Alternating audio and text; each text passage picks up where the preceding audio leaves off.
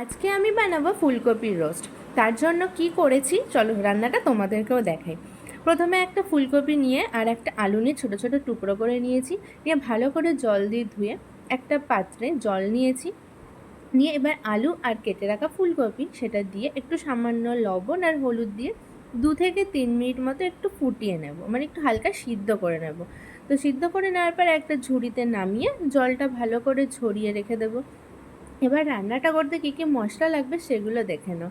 তো দেখো এখানে আমি একটা ছোটো সাইজের পেঁয়াজ কুচিয়ে নিয়েছি, আর নিয়েছি আদা রসুন কুচি, কাঁচা লঙ্কা চেরা আর ছোটো সাইজের একটা টমেটো। আরও একটি জিনিস যেটা করতে হবে, একটা পেস্ট বানাতে হবে। তার জন্য এখানে 2 চামচ টক দই নিয়ে এটা ভালো করে ফেটিয়ে নিয়েছি। এবার একে একে এর মধ্যে গুঁড়ো মশলা মেশাবো। সেগুলোর মধ্যে আছে লবণ, হলুদ গুঁড়ো, কাশ্মীরি লঙ্কার গুঁড়ো, জিরের গুঁড়ো, ধনের গুঁড়ো আর সামান্য 1/2 চামচ মতো চিনি আর কিছুটা সর্ষের তেল। তো সমস্তটা দিয়ে এই পেস্টটা একদম রেডি হয়ে গেছে। এটাকে এবার সাইডে রেখে দেবো। আর এর মধ্যে তোমরা চাইলে পোস্ত, চারমগজ, কাজু বাদাম দিতে পারো। তা আমি এখানে কাজু বাদাম বাটাটাই দিয়েছি। আমি এখানে হামানদিস্তায় পেস্ট করেছি, তো মিক্সিতে পেস্ট করলে আরও মিহি হতো। তো এবার যেটা করব, কড়াইতে সর্ষের তেল দিয়ে দিয়েছি। রান্নাটা তো এবার শুরু করতে হবে। তো সামান্য সর্ষের তেল দিয়ে এবারে সিদ্ধ করে রাখা আলু আর ফুলকপিটা একটু হালকা করে ভেজে নিতে হবে।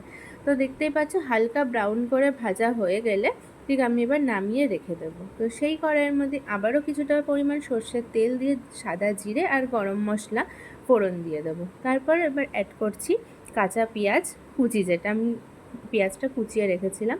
তো পেঁয়াজটা একটু হালকা লাল লাল করে ভাজা হয়ে গেলে এবার আমি এখানে টমেটো, কাঁচা লঙ্কা চেরা আর আদা রসুন কুচিটা দিয়ে দিলাম। দিয়ে এবার এগুলো একটু ভালো করে ভাজা ভাজা করে নিতে হবে, যতক্ষণ না আদা রসুনের গন্ধটা, মানে কাঁচা গন্ধটা চলে যায়। তো একটু ভাজা ভাজা হয়ে গেলে এবারে আমি যে পেস্টটা বানিয়ে রেখেছিলাম টক দই দিয়ে, যে মিশ্রণটা, সেটাও দিয়ে দিলাম। তো সেটা দিয়ে গ্যাসের ফ্লেম কিন্তু একদমই লোতে রাখতে হবে, কারণ মশলা পুড়ে গেলে যে কোনো রান্নাই মশলা পুড়ে গেলে কিন্তু খেতে ভালো লাগে না। তো গ্যাসের ফ্লেমটা লোতে রেখেই আমি রান্নাটা করছি। তো মিশ্রণটা দিয়ে দেখো ভালো করে কষিয়ে নিয়ে বাটি ধোয়া জলটাই ওর মধ্যে দিয়ে দিলাম। এবারে একটু মশলাটাকে ভালো করে কিছুক্ষণ নাড়াচাড়া করে কষাতে হবে, যতক্ষণ না মশলা থেকে তেল বেরোচ্ছে। তো দেখতেই পাচ্ছ তেল এবার ছাড়তে শুরু করেছে। তো এবারে আমি যেটা করব, ফুলকপি আর আলু যেটা আমি ভেজে রেখেছিলাম সেগুলো দিয়ে দেবো। দিয়ে এবার সমস্ত কিছু উপকরণ আবারও একবার গ্যাসের ফ্লেম লোতে রেখে ভালো করে কষিয়ে নেব।